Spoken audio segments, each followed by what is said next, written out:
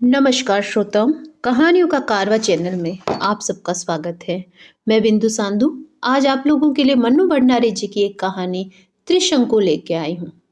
घर की चार दीवारें आदमी को सुरक्षा देती है, पर साथ ही उसे एक सीमा में बांधती भी है। स्कूल, कॉलेज जहाँ व्यक्ति के मस्तिष्क का विकास करते हैं, वही नियम, कायदे और अनुशासन के नाम पर उनके व्यक्तित्व को कुंठित भी करते हैं। बात यह है कि बंधु हर बात का विरोध उसके भीतर ही रहता है। ये सब मैं किसी किताब के उदाहरण पेश नहीं कर रही हूँ। ऐसी भारी भरकम किताबें पढ़ने का मेरा भूता ही नहीं है। ये तो उन बातों और बहसों के टुकड़े हैं जो रात दिन हमारे घर में हुआ करती है। हमारा घर यानी बुद्धिजीवियों का अखाड़ा। यहाँ सिगरेट के धुएं और कॉफी के प्यालों के बीच बातों के बड़े बड़े तुमार बांधे जाते हैं। बड़ी बड़ी शाब्दिक क्रांतियां की जाती है। इस घर में काम कम और बातें ज़्यादा होती हैं। मैंने कहीं पढ़ा तो नहीं, पर अपने घर से ये लगता ज़रूर है कि बुद्धिजीवियों के लिए काम करना शायद वर्जित है। मातुश्री अपनी 3 घंटे की तफरीनुमा नौकरी बजाने के बाद मुक्त।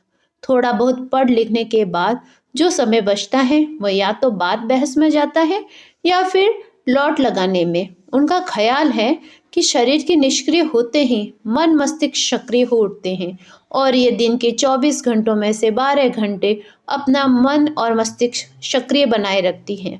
पिताश्री को भी 2 कदम आगे हैं। उनका बस चले तो वे नाए भी नहीं, अपनी मेज पर ही रहे। जिस बात की हमारे यहाँ सबसे अधिक कताई होती है वह है आधुनिकता। पर जरा ठहरिए, आप आधुनिकता का गलत अर्थ मत लगाइए। यह बाल काटने और छुरी काटे से खाने वाली आधुनिकता कतई नहीं है। यह है ठेठ बुद्धिजीवियों की आधुनिकता। यह क्या होती है सो तो ठीक ठीक मैं भी नहीं जानती, पर हाँ, इसमें लीक छोड़ने की बात बहुत सुनाई देती है। आप लीक की दतली झाड़ते आए हैं, सिर आंखों पर लीक से चिपक कर आए हैं, दुतल्ली खाए हैं, बहसों में यूं दुनिया जहान के विषय पीछे जाते हैं। पर एक विषय शायद सब लोगों को बहुत प्रिय है, वह है शादी। शादी यानी बर्बादी। हल्के फुल्के ढंग से शुरू हुई बात एकदम बौद्धिक स्तर पर चली जाती है। विवाह संस्था एकदम खोखली हो चुकी है।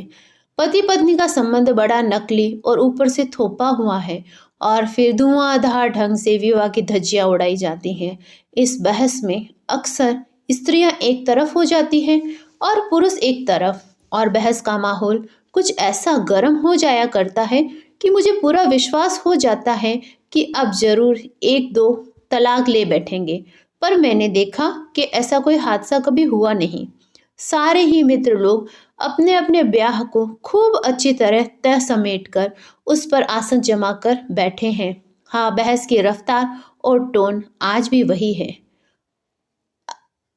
इसमें पुरुष लोग उछल उछल कर आगे रहते हैं, कुछ इस भाव से मानो बात करते ही उनका आधा सुख तो वे ले ही लेंगे। पापा खुद बड़े समर्थक हैं, पर हुआ यूं कि घर में हमेशा चुप चुप रहने वाली दूर दराज की एक दीदिया ने बिना कभी इन बहसों में भाग लिए ही इस पर पूरी तरह अमर कर डाला हो और पाया कि सारी आधुनिकता अधम है। वह तो फिर मम्मी ने बड़े सहज ढंग से सारी बात को संभाला और निरक्षर विवाह के बंधन में बांधकर दीदिया का जीवन सार्थक किया। हालांकि ये बात बहुत पुरानी है, मैंने तो बड़ी दबी ढकी जबान में इसका जिक्र सुना है। वैसे पापा मम्मी का भी प्रेम विवाह हुआ था। यूँ ये बात बिल्कुल दूसरी है। होश संभालने के बाद मैंने उन्हें प्रेम करते नहीं देखा, केवल बहस करते ही देखा। विवाह के पहले अपने इस निर्णय पर मम्मी को नाना से भी बहुत बहस करनी पड़ी थी, और बहस का ये दौर बहुत लंबा चला था शायद। इसके बावजूद ये बहस विवाह नहीं, प्रेम विवाह ही है, जिसका जिक्र मम्मी बड़े गर्व से करती है। गर्व विवाह को लेकर नहीं है, पर इस बात को लेकर है कि जिस प्रकार उन्होंने नाना से मोर्चा लिया था। अपने और नाना के बीच हुए संवादों को वे इतनी बार दोहरा चुकी हैं कि मुझे वे सब कंठस्थ हो गए हैं। आज भी जब वे उसकी चर्चा करती हैं तो लीक से हटकर कुछ करने का संतोष उनके चेहरे पर झलक उठता है। बस ऐसे ही घर के माहौल में पली बड़ी, मुक्त और स्वच्छंद ढंग से रहती हूँ मैं।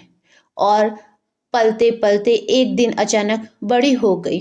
बड़े होने का ये एहसास मेरे अपने भीतर से इतना नहीं फूटा जितना बाहर से। इसके साथ एक दिलचस्प घटना जुड़ गई। यूं हुआ कि घर के ठीक सामने एक बरसाती है, एक कमरा, उसके सामने फैली छत। उसमें हर साल 2-3 विद्यार्थी आकर रहते हैं। छत पर घूम घूम कर पढ़ते हैं, पर कभी ध्यान ही नहीं गया। शायद ध्यान जाने जैसी मेरी उम्र ही नहीं थी। इस बार देखा, वहां 2 लड़के आए हैं। थे तो वे 2 ही, पर शाम तक उनके मित्रों का अच्छा खासा जमघट हो जाता था। सारी छत ही नहीं, सारा मोहल्ला तक गुलजार। हंसी मजाक, गाना बजाना, आसपास की जो भी लड़कियां उनकी नजर के दायरे में आ जाती, उन पर चुटकियां और फत्तियां करना। पर उनकी नजरों का असली केंद्र हमारा घर, और स्पष्ट कहूं तो मैं ही थी। बरामदे से निकलकर मैं कुछ भी करूं, उधर से एक ना एक रिमार्क हवा में उछलता हुआ टपकता, और मैं भीतर तक थरथरा उठती। मुझे पहली बार लगा मैं हूं, और केवल हूं ही नहीं, किसी के आकर्षण का केंद्र हूं। ईमानदारी से कहूं तो अपने होने का पहला एहसास बड़ा रोमांचक लगा, और अपनी ही नजरों में मैं नई हो उठी, नई और बड़ी। अजीब सी स्थिति थी। जब वे फत्तियां कसते तो गुस्से में भन्ना जाती। हालांकि उनकी फप्तियों में अशिष्टता कभी नहीं थी तो केवल मन को सहलाने वाली चुहल। पर जब वे नहीं होते या होकर भी आपस में ही मशगूल रहते, तो मैं प्रतीक्षा करती रहती। एक अनाम सी बेचैनी भीतर ही भीतर कसमसाती रहती। आलम यह कि हर हाल में ध्यान वहीं अटका रहता। मैं कमरा छोड़कर बरामदे में ही टंगी रहती। पर इन लड़कों ने इस हल्ले गुल्ले वाले व्यवहार से मोहल्ले वालों की नींद जरूर हराम कर दी थी। हमारा मोहल्ला यानी हथरस खुर्जा के लालाओं की बस्ती, जिनके घरों में किशोर लड़कियां थी, वे बाहें चढ़ा चढ़ा कर दांत और लात तोड़ने की धमकियां दे रहे थे, क्योंकि सबको अपनी लड़कियों का भविष्य खतरे में ही दिखाई दे रहा था। मोहल्ले में इतनी सरगर्मी, और मेरे मम्मी पापा को कुछ पता ही नहीं। बात असल में यह है कि इन लोगों ने अपनी स्थिति एक द्वीप जैसी बना रखी है, सबके बीच रहकर भी सबसे अलग। एक दिन मैंने मम्मी से कहा, मम्मी, ये जो सामने लड़के आए हैं, जब देखो मुझ पर रिमार्क पास करते हैं। मैं चुपचाप नहीं सुनूंगी, मैं भी यहाँ से जवाब दे दूंगी। कौन लड़के? मम्मी ने आश्चर्य से पूछा। कमाल है मम्मी, आपको कुछ पता नहीं? मैंने कुछ खींच कर, कुछ पुलक कर, मिले जुले स्वर में सारी बात बताई, पर मम्मी पर कोई विशेष प्रतिक्रिया नहीं हुई। बताना, कौन है ये लड़के? बड़े ठंडे लहजे में उन्होंने कहा, और फिर पढ़ने लगी। अपना छेड़ा जाना मुझे जितना सनसनीखेज लग रहा था, उस पर मम्मी की ऐसी उदासीनता मुझे अच्छी नहीं लगी। कोई और माँ होती तो फेंटा कसकर निकल जाती, उनकी 7 पुश्तों को तार देती, पर मम्मी पर जैसे कोई असर ही नहीं। दोपहर ढले, लड़कों की मजलिस छत पर जमी, तो मैंने मम्मी को बताया, देखो ये लड़के जो सारे समय इधर देखते रहते हैं, मैं कुछ भी करूं उस पर फप्तियां कसते हैं। पता नहीं मेरे कहने में ऐसा क्या था। मम्मी एकटक मेरी ओर देखती रही, फिर धीरे से मुस्कुराई। थोड़ी देर तक छत वाले लड़कों का मुआयना करने के बाद बोली, कॉलेज के लड़के मालूम होते हैं, पर है तो एकदम बच्चे। मन हुआ कि मुझे बच्चे नहीं तो क्या बूढ़े छेड़ेंगे। पर तभी मम्मी बोली, कल शाम को इन लोगों को चाय पर बुला लेते हैं और तुमसे दोस्ती करवा देते हैं। मैं तो अवाक। तुम इन्हें चाय पर बुलाओगी? मुझे जैसे मम्मी की बात पर विश्वास ही नहीं हुआ। हाँ, क्यों, क्या हुआ? अरे ये तो हमारे जमाने में होता था कि मिल तो सकते नहीं, बस दूर ही से फप्तियां कस कस कर तसल्ली कर लो। अब तो जमाना बदल गया। मैं तो इस विचार मात्र से ही पुलकित सी लगा, मम्मी सचमुच कोई ऊंची चीज है। ये लोग हमारे घर आएंगे और मुझसे दोस्ती करेंगे।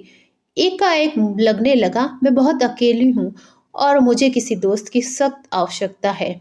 इस मोहल्ले में मेरा किसी से विशेष मेलजोल नहीं, और घर में केवल मम्मी पापा के दोस्त ही आते हैं।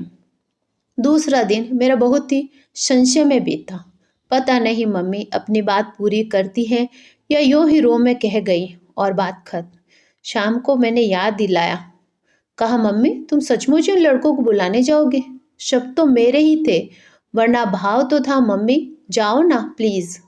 और मम्मी सचमुच चली गई। मुझे याद नहीं मम्मी 2-4 बार से अधिक मोहल्ले में किसी के घर गई हो। मैं सांस रोककर उनके लौटने की प्रतीक्षा करती रही। एक विचित्र सी थिरकन मेरे अंग प्रत्यंग में महसूस कर रही थी।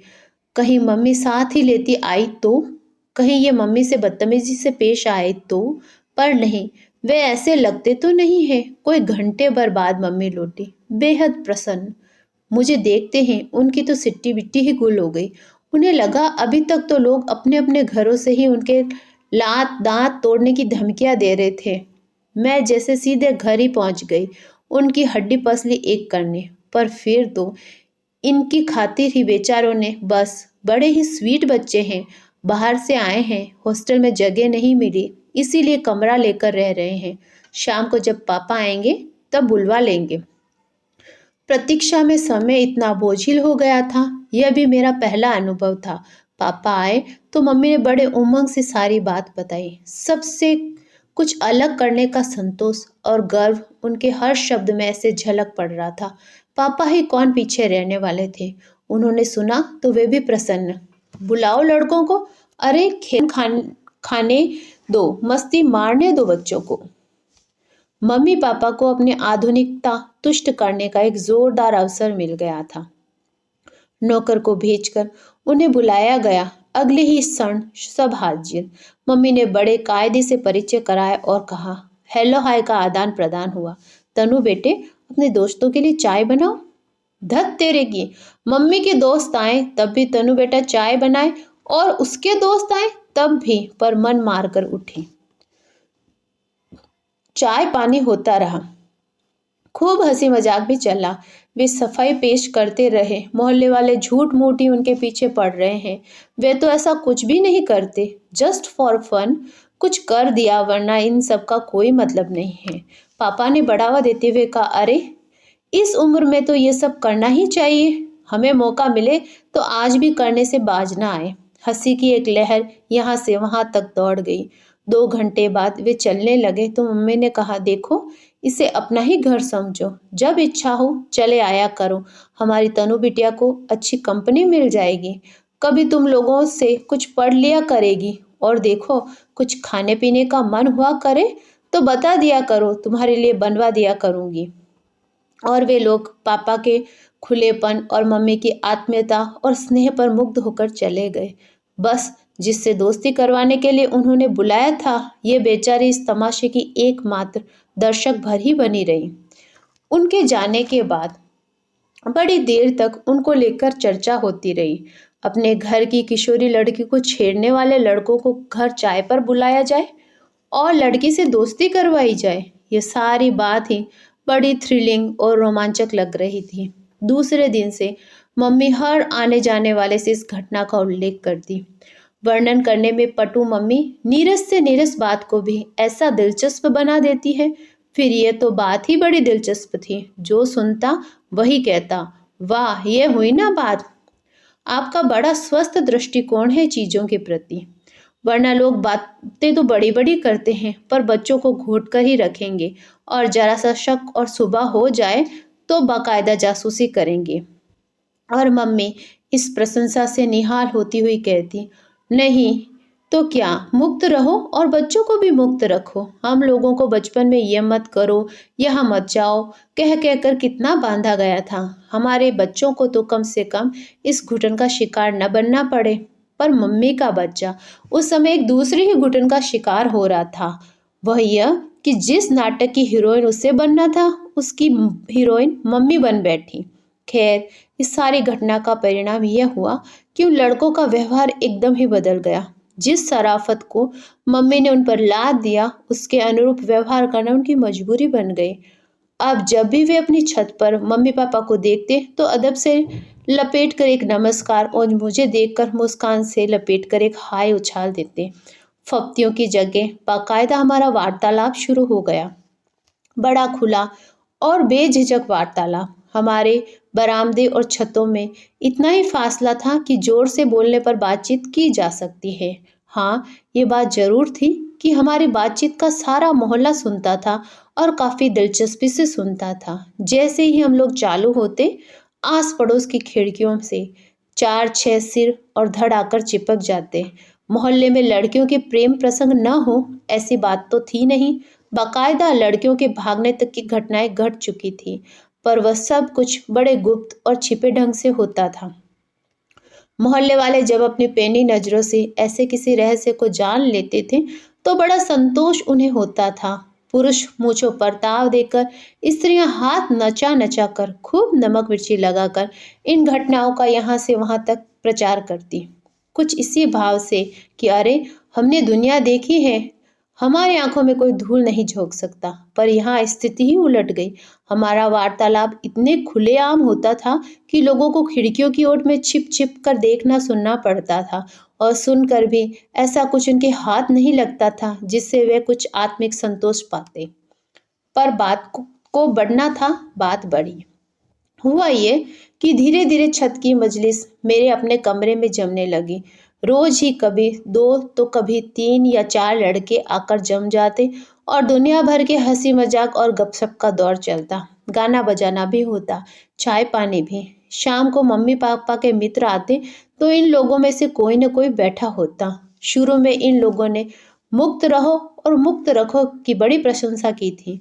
उन्होंने मुक्त रहने का जो रूप देखा, उनकी आंखों में कुछ अजीब सी शंकाएं तैरने लगी। मम्मी की एकाध मित्र ने दबी जबान में कहा भी था, तनु तो बड़ी फास्ट चल रही है। मम्मी का अपना सारा उत्साह मंद पड़ गया था। लीक से हटकर कुछ करने की थ्रिल पूरी तरह झड़ चुकी थी। अब तो उन्हें इस नंगी सच्चाई को झेलना था कि उनकी निहायत ही कच्ची और नाजुक उम्र की लड़की 3-4 लड़कों के बीच घिरी रहती है। और मम्मी की स्थिति यह थी कि वे न इस स्थिति को पूरी तरह स्वीकार कर पा रही थी, न अपने ही द्वारा बड़े जोश से शुरू किए इस सिलसिले को नकार भी पा रही थी। आखिर एक दिन उन्होंने मुझे अपने पास बिठाकर कहा, तनु बेटे, ये लोग रोज रोज यहाँ आकर जम जाते हैं, आखिर तुमको पढ़ना लिखना भी तो है। मैं तो देख रही हूँ इन दोस्ती के चक्कर में तेरी पढ़ाई लिखाई सब चौपट हुई जा रही है। इस तरह तो सब कुछ चलेगा नहीं। रात को पढ़ती तो हूँ, लापरवाही से मैंने कहा। खाक पढ़ती हो, रात को समय ही कितना मिलता है। और फिर ये रोज रोज ही धमा चौकड़ी मुझे वैसे भी पसंद नहीं। ठीक है, 4-6 दिन में कभी आ जाएं, गपशप कर ली, पर यहाँ तो एक न एक रोज डटा ही रहता है। मम्मी के स्वर में आक्रोश का पुट गहराता जा रहा था। मम्मी की ये टोन मुझे अच्छी नहीं लगी, पर मैं चुप। तू तो उनसे बहुत खुल गई है, कह दे कि वे लोग भी बैठकर पढ़े और तुझे भी पढ़ने दे। तुझसे न कहा जाए तो मैं कह दूंगी। पर किसी से भी कहने की नौबत ही नहीं आई।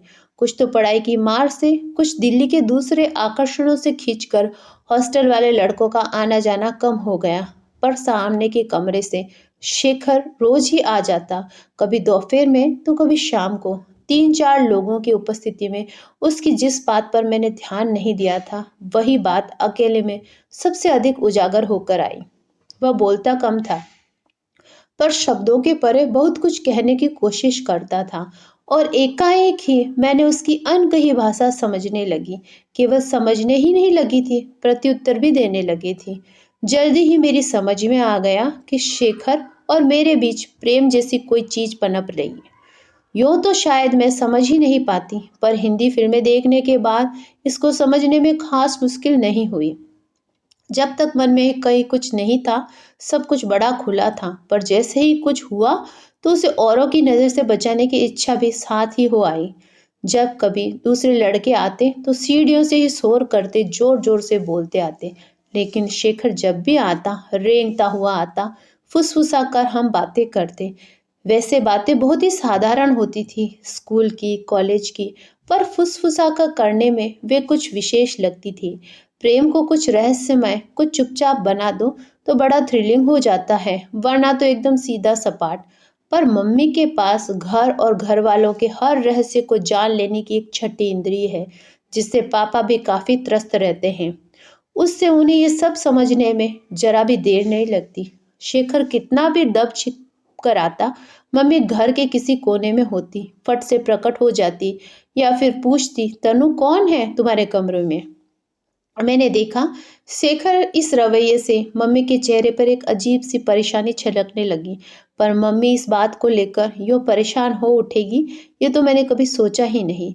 जिस घर में रात दिन तरह तरह के प्रेम प्रसंग ही पिसे जाते रहे हों, कुंवारों के प्रेम प्रसंग, विवाहितों के प्रेम प्रसंग, दो तीन प्रेमियों से एक साथ चलने वाले प्रेम प्रसंग, उस घर के लिए तो ये बात बहुत ही मामूली होनी चाहिए। जब लड़कों से दोस्ती की तो एक आध से प्रेम भी हो सकता है। मम्मी ने शायद समझ लिया कि ये स्थिति आजकल की कलात्मक फिल्मों की तरह चलेगी, जिनकी वे बड़ी प्रशंसक और समर्थक हैं, पर जिनमें शुरू से लेकर आखिर तक कुछ भी सनसनीखेज घटना ही नहीं। जो भी हो, मम्मी इस परेशानी में मुझे भी कहीं हल्के से विचलित जरूर कर गई, लेकिन मम्मी मेरी हम दो घनिष्ठ मित्रों की तरह दुनिया जहान की बातें करते हैं, हंसी मजाक करते हैं। मैं चाहती थी कि वे इस बारे में भी कोई बात करें, पर उन्होंने कोई बात नहीं की। बस जब शेखर आता तो वह अपनी स्वभावगत लापरवाही छोड़कर बड़े सजग भाव से मेरे कमरे के इर्द गिर्द मंडराती रहती। एक दिन मम्मी के साथ बाहर जाने के लिए नीचे उतरी तो दरवाजे पर ही पड़ोस की एक भद्र महिला टकरा गई। नमस्कार और कुशल क्षेम के आदान प्रदान के बाद असली मुद्दे पर वे आई। ये सामने की छत वाले लड़के आपके रिश्तेदार हैं क्या? नहीं तो अच्छा, शाम को रोज आपके घर बैठे रहते हैं तो सोचा आपकी जरूर कुछ लगते होंगे। तनु के दोस्त हैं। मम्मी ने कुछ ऐसी लापरवाही और निसंकोच भाव से कह दिया कि बेचारी का तीर निशाने पर न लगने का गम लिए लौट गई। वे तो लौट गई, पर मुझे लगा कि इस बात का सूत्र पकड़कर मम्मी अब जरूर मेरी थोड़ी धुलाई कर देगी। कहने वाली तो कुछ बात नहीं थी। मेरा कुछ बिगड़ने का हथियार तो मम्मी के हाथ आ ही गया था। बहुत दिनों से उनके अपने मन में कुछ उमड़ घुमड़ तो रहा ही है, पर मम्मी ने इतना ही कहा, लगता है इनके घर में कोई धंधा नहीं है, जब देखो दूसरे के घरों में चोंच गड़ाए बैठे रहते हैं। मैं आश्वती नहीं हुई, बल्कि मम्मी की ओर से इसे हरा सिग्नल समझकर मैंने अपनी रफ्तार को कुछ और तेज कर दिया। पर इतना ज़रूर किया कि शेखर के साथ 3 घंटों में से 1 घंटा जरूर पढ़ाई में गुजारती। वह बहुत मन लगाकर पढ़ता था, मैं बहुत मन लगाकर पढ़ती थी। हाँ, बीच बीच में वह कागज की छोटी छोटी पर्चियों पर कुछ ऐसी पंक्तियां लिखकर थमा देता था कि मैं भीतर तक झनझन आ जाती। उसके जाने के बाद भी उन पंक्तियों के वे शब्द और शब्दों के पीछे के भाव मेरी रग रग में सनसनाते और मैं उन्हीं में डूबी रहती। मेरे भीतर अपनी ही एक दुनिया बसती, बड़ी भरी पूरी और रंगीन। आजकल मुझे किसी की ज़रूरत नहीं थी। लगता था जैसे अपने में मैं ही पूरी हूँ। हमेशा साथ रहने वाली मम्मी भी आउट होती जा रही थी, और शायद यही कारण है कि इधर मैंने मम्मी पर ध्यान देना छोड़ ही दिया। रोजमर्रा की बातें तो होती ही है, पर केवल बातें ही होती है, उससे परे कुछ नहीं। दिन गुजरते जा रहे थे, मैं अपने में ही डूबी, अपनी दुनिया में और गहरे धंसती जा रही थी, बाहर की दुनिया से एकदम बेखबर सी। एक दिन स्कूल से लौटी, कपड़े बदले, शोर शराबे के साथ खाना मांगा, मीन मेघ के साथ खाया। जब कमरे में घुसी तो मम्मी ने लेटे लेटे ही बुलाया, तनु इधर आओ। पास आई तो पहली बार ध्यान आया कि मम्मी का चेहरा तमतमा रहा है। मेरा माथा ठनका। इन्होंने साइड टेबल पर से एक किताब उठाई और उसमें से कागज की 5-6 पर्चियां सामने कर दी। तौबा, मम्मी ने कुछ पढ़ा था, सो जाते समय उन्हें अपनी किताब में दे गई थी। गलती से शेखर की लिखी पर्चियां उसी में रह गई। तो इस तरह चल रही है शेखर और तुम्हारी दोस्ती। यही पढ़ाई होती है, यहाँ बैठकर यही सब करने आता है वह। मैं चुप। जानती हूँ गुस्से में मम्मी को जवाब देने से बढ़कर मूर्खता और कोई नहीं है। तुमको छूट दी, आज़ादी दी, पर इसका मतलब ये तो नहीं कि तुम उसका नाजायज फायदा उठाओ। मैं फिर चुप। पीते भर की लड़की, करतब देखो इसके। जितनी छूट दी उतने ही पैरों पसरते जा रही है। एक झापड़ दूंगी तो सारा रोमांस झड़ जाएगा 2 मिनट में। इस वाक्य पर मैं एकाएक तिलमिला उठी, तमक कर नजर उठाई और मम्मी की तरफ देखा। पर ये क्या, ये तो मेरी मम्मी नहीं है। न ये तेवर मम्मी के है, न ये भाषा मम्मी की है। फिर ये सारे वाक्य बहुत परिचित से लगा ये सब मैंने कहीं सुना है। और खटाक से मेरे मन में कौंधा, नाना। पर नाना को मरे तो कितने साल हो गए, ये फिर जिंदा कैसे हो गए? और यह भी मम्मी के भीतर, जो होश संभालने के बाद हमेशा उनसे झगड़ा ही करती रही। उनकी हर बात का विरोध ही करती रही। मम्मी का नानाई लहजे वाला भाषण काफी देर तक चालू रहा, पर ये सब मुझे कहीं से भी छू नहीं रहा था। बस कोई बात झकझोर रही थी, तो यही कि मम्मी के भीतर नाना कैसे आ बैठे। और फिर घर में एक विचित्र सा तनावपूर्ण मौन छा गया, खासकर मेरे और मम्मी के बीच। नहीं, मम्मी तो घर में रही ही नहीं, मेरे और नाना के बीच। मैं मम्मी को अपनी बात समझा भी सकती हूँ, उनकी बात समझ भी सकती हूँ, पर नाना, मैं तो इस भाषा से ही अपरिचित हूँ, इस तेवर से भी बात करने का प्रश्न ही नहीं उठता। पापा जरूर मेरे दोस्त थे, पर बिल्कुल दूसरी तरह के। शतरंज खेलना, पंजा लड़ाना, जो फरमाइशें मम्मी पूरी न करे उनसे पूरी करवा लेना। बचपन में उनकी पीठ पर लदी रहती थी और आज भी बिना झिझक उनकी पीठ पर लदकर अपनी हर इच्छा पूरी करवा लेती हूँ। पर इतने माय डियर दोस्त होने के बावजूद अपनी निजी बातें मैं मम्मी के साथ ही करती आई हूँ। और यहाँ एकदम सन्नाटा। मम्मी को पटकनी देकर नाना पूरी तरह उन पर सवार हो गए थे। शेखर को मैंने इशारे से लाल झंडी दी थी, सो वह भी नहीं आ रहा था। शाम का समय मुझसे काटे नहीं कटता।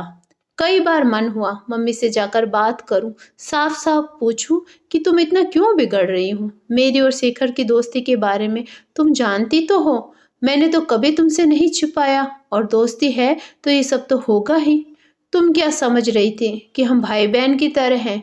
पर तभी ख्याल आता कि मम्मी है ही कहाँ, जिनसे जाकर सब कहूँ। 4 दिन हो गए मैंने शेखर की सूरत नहीं देखी। मेरे हल्के से इशारे पर उस बेचारे ने तो घर क्या, छत पर आना ही छोड़ दिया। हॉस्टल में रहने वाले उसके साथी भी छत पर दिखाई नहीं देते, न घर ही आते।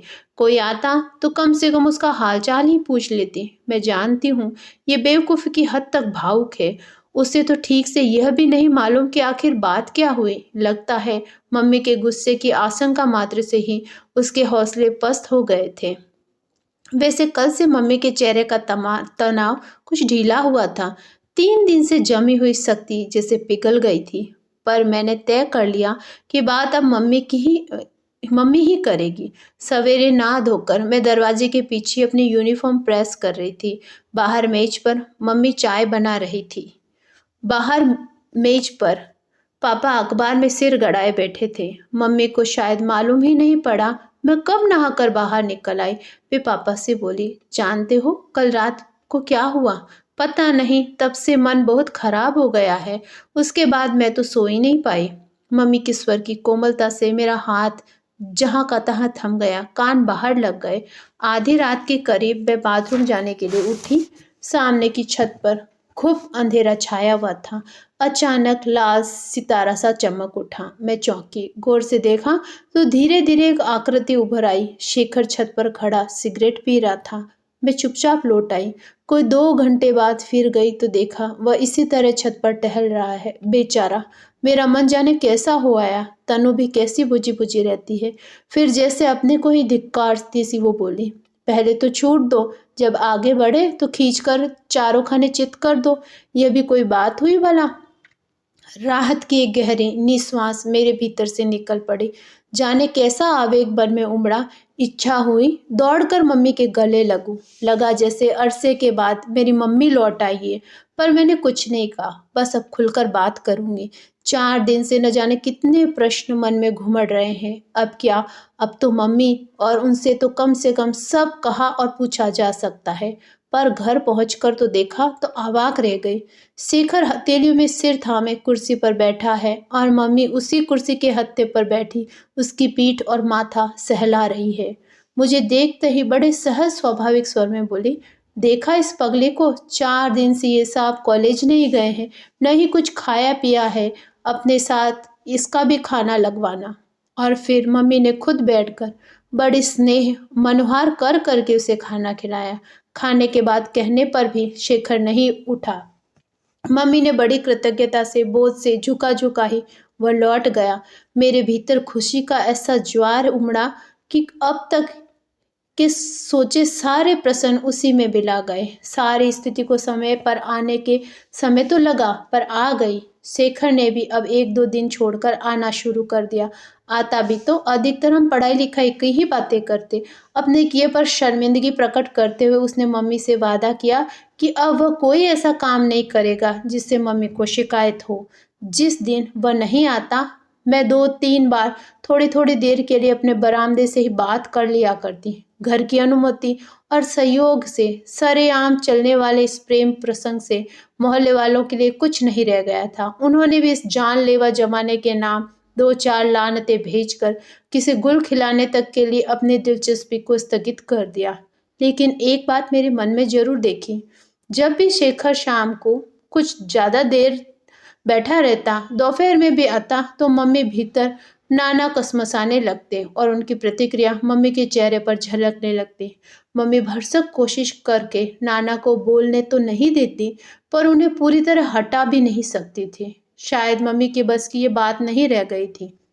हाँ, ये प्रसंग मेरे और मम्मी के बीच अब रोज़मर्रा की बात का विषय ज़रूर बन गया था। कभी वे मज़ाक में कहती, "ये जो तेरा शेखर है ना, बड़ा लिज़लिज़ा सा लड़का है। अरे इस उम्र के लड़कों को चाहिए घूमे-फिरे, मस्ती मारे, क्या मुहर्रम इसकी सूरत बनाए, मजनू की तरह छत पर टंगा सारे समय इधर ही ताकता रहता है।" मैं केवल हँस देती। कभी बड़ी भावुक होकर कहती, "तू क्यों नहीं समझाती बेटे कि तुझे लेकर कितनी महत्वाकांक्षाएं हैं मेरे मन में, तेरे भविष्य को लेकर कितने सपने संजोए हैं मैंने।" मैं हंसकर कहती, "मम्मी तुम भी कमाल करती हो, अपनी जिंदगी को लेकर तुम सपने देखो, मेरी जिंदगी के सपने भी तुम ही देख डालो, कुछ सपने मेरे लिए भी छोड़ दो।"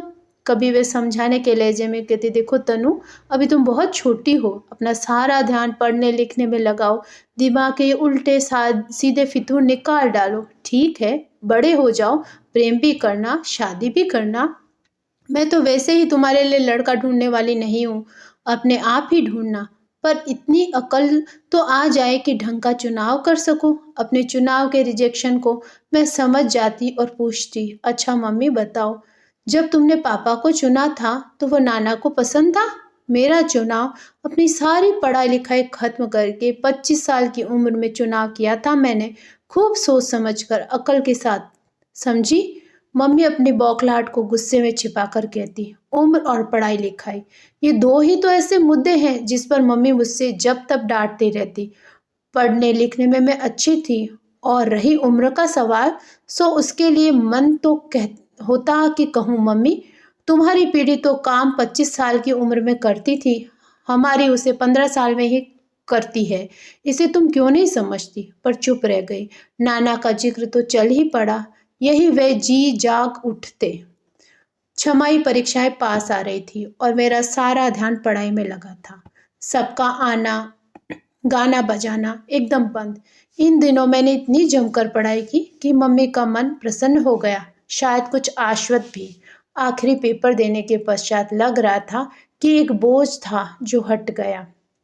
मन बेहद हल्का होकर कुछ मस्ती मारने को कर रहा था। मैंने मम्मी से पूछा, "मम्मी, कल शेखर और दीपक पिक्चर जा रहे हैं, मैं भी साथ चली जाऊं?" आज तक मैं इन लोगों के साथ कभी घूमने नहीं गई, पर इतनी पढ़ाई करने के बाद अब इतनी छूट तो मिलनी ही चाहिए। मम्मी एक क्षण मेरा चेहरा देखती रही, फिर बोली, "इधर आ, यहाँ बैठ, तुझसे कुछ बात करनी है।" मैं जाकर बैठ गई, पर यह न समझ पाई कि इसमें बात करने को क्या है। "हाँ कहो ना।" लेकिन मम्मी को बात करने का मर्ज जो है, उनकी तो हाँ ना भी 60-50 वाक्यों में लिपटे बिना नहीं निकलती। मैंने इम्तिहान खत्म हुए, मैं तो खुद पिक्चर का प्रोग्राम बना रही थी। कौन सी पिक्चर देखना चाहती है? क्यों, उन लोगों के साथ जाने में क्या है? मेरे स्वर में इतनी खीज भरी हुई थी कि मम्मी एकटक मेरा चेहरा देखती रही। "तनु, तुझे पूरी छूट दे रखी है बेटे, पर इतनी भी तेज न चल, मैं भी साथ चल सकती हूँ। तो साफ कहो ना कि जाने दोगी या नहीं, बेकार की बातें, मैं भी साथ चल सकूं। तुम्हारे साथ चल सकने की बात भला कहाँ से आ गई?" मम्मी ने पीठ सहलाते हुए कहा, "साथ तो चलना ही पड़ेगा, कभी औंधे मुंह गिरोगी तो उठाने वाला भी कोई नहीं होगा।"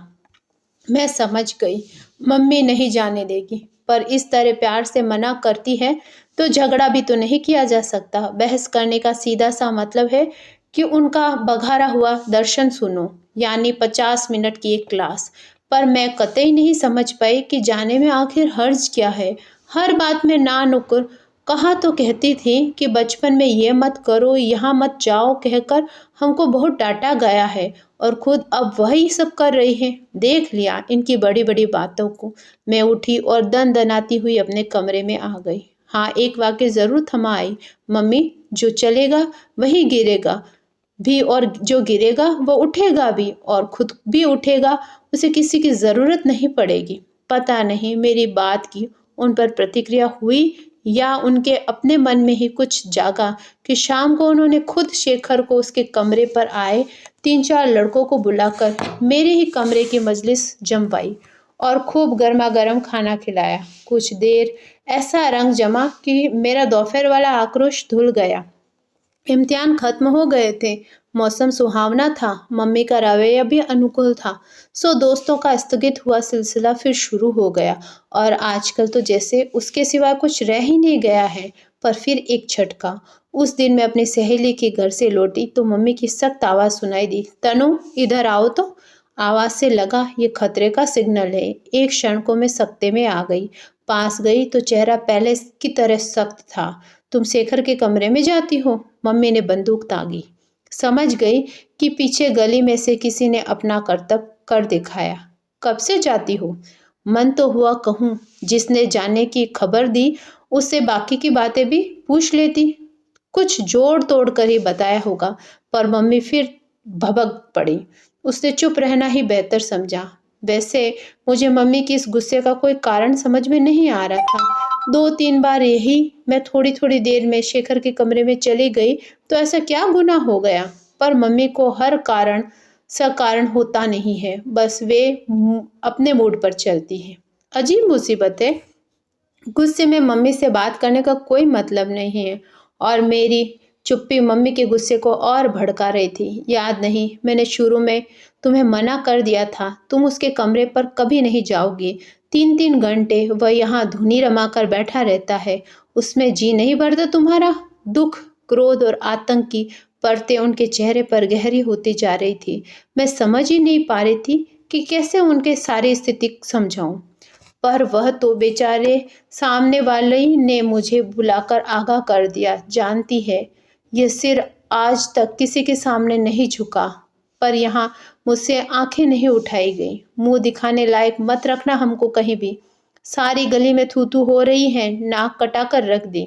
गजब, इस बार तो सारा मोहल्ला ही बोलने लगा। मम्मी के भीतर आश्चर्य कि जो मम्मी आज तक अपने आसपास से बिल्कुल कटी हुई थी, जिसका मजाक ही उड़ाया करती थी, आज कैसे उनके सुर में सुर मिलाकर बोल रही है। मम्मी का भाषण बदस्तूर चालू था, पर मैंने तो अपने कान में स्विच ही ऑफ कर लिया। जब गुस्सा ठंडा होगा, मम्मी अपने में लौट आएगी, तब समझा दूंगी। मम्मी इस छोटी सी बात को तुम नाहक इतना तूल दे रही हो, पर जाने कैसी डोज दे आई। इस बार तो उनका गुस्सा ठंडा ही नहीं हो रहा था। हुआ ये कि अब उनके गुस्से से मुझे गुस्सा चढ़ने लगा। फिर घर में एक अजीब सा तनाव बढ़ गया। इस बार मम्मी ने शायद पापा को भी सब कुछ बता दिया। कहा तो उन्होंने कुछ नहीं, वे शुरू से ही इस सारे मामले से आउट ही रहे। पर इस बार उनके चेहरे पर भी एक अनकहा सा तनाव दिखाई जरूर दे रहा था।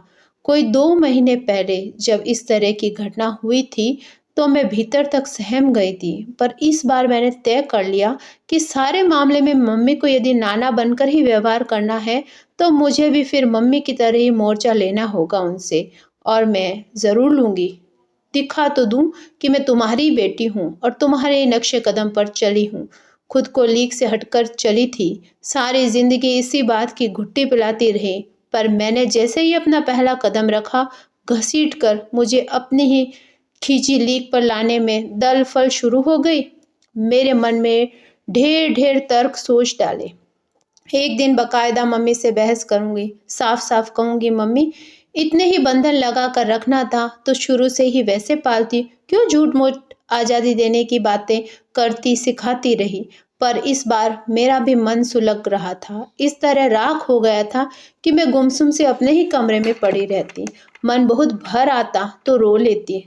घर में सारे दिन हंसी खिलखिलाती रहने वाली मैं एकदम चुप होकर अपने कमरे में सिमट आई। हाँ, एक वाक्य जरूर बार बार दोहरा रही थी, मम्मी तुम अच्छी तरह समझ लो, मैं भी अपने ही मन की करूंगी। हालांकि मेरे मन में क्या है इसकी कोई भी रूपरेखा मेरे सामने नहीं थी। मुझे नहीं मालूम इन 3-4 दिनों में बाहर क्या हुआ। घर बाहर की दुनिया से कटी, अपने ही कमरे में सिमटी मैं मम्मी से मोर्चा लेने का दाव सोच रही थी। पर आज दोपहर मुझे कतई कतई अपने कानों पर विश्वास नहीं हुआ जब मैंने मम्मी को अपने बरामदे से ही चिल्लाते हुए सुना, शेखर कल तो तुम लोग छुट्टियों में अपने घर चले जाओगे। आज शाम अपने दोस्तों के साथ खाना इधर ही खाना। नहीं जानती किस जद्दोजहद से गुजरकर मम्मी इस स्थिति पर पहुंची होगी और रात को शेखर, दीपक और रवि के साथ खाने की मेज पर डटा हुआ था। मम्मी इतने में ही प्रेम से खाना खिला रही थी। पापा वैसे ही खुले ढंग से मजाक कर रहे थे, मानो किसी ने कुछ घटा ही नहीं। अगल बगल की खिड़कियों से 2-4 सिर चिपके हुए थे। सब कुछ पहले की तरह बहुत सहज स्वाभाविक हो उठा। केवल मैं इस सारी स्थिति से एकदम तटस्थ यही सोच रही थी कि नाना पूरी तरह नाना थे। 100% इसी से मम्मी के लिए लड़ना कितना आसान हो गया था। पर इस मम्मी से लड़ना भी कैसा लड़ा जाए। एक पल नाना होकर जीती है तो एक पल मम्मी होकर। अभी आप सुन रहे थे मन्नू भंडारी जी की कहानी त्रिशंकु। अगर मेरे द्वारा किया गया कथा वचन आपको पसंद आता है तो कृपया मेरे चैनल को लाइक करें, शेयर करें, सब्सक्राइब करें।